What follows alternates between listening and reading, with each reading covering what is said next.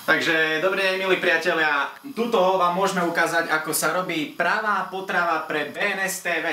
Čiže musíte si zakúpiť hranolky, najlepšie 2,5 kg, nemenovanej značky.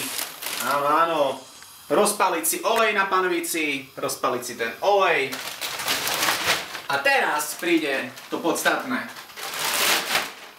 Tá kulinárska činnosť, že prídete, takto rozrežete ten sáčok.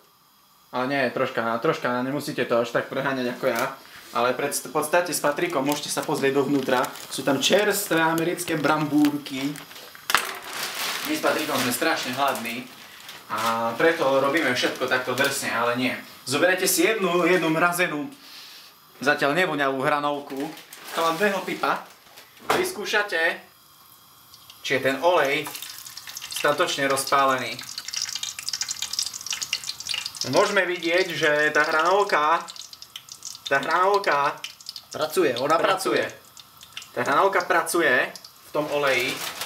Čiže my v tomto momente, presne v tomto momente praženia prvej hranolky môžeme spraviť to, že načriem do váčika s hranolkami, naberiem hrst hranoliek. Toto ste vy.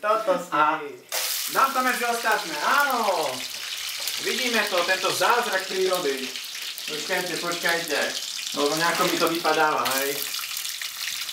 Super. Môžem vám dať jednu otázku? Nech sa páči. Ako chcete zaručiť, že to, čo práve chytáte do rúk, je skutočne hygienicky nezávadné?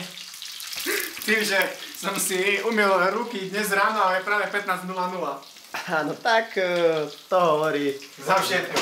veľa o vašej...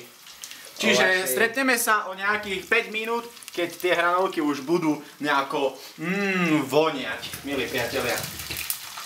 Takže zatiaľ sa s vami lúčime a tento pohľad ukončujeme záberom na zastrčku. Čaute.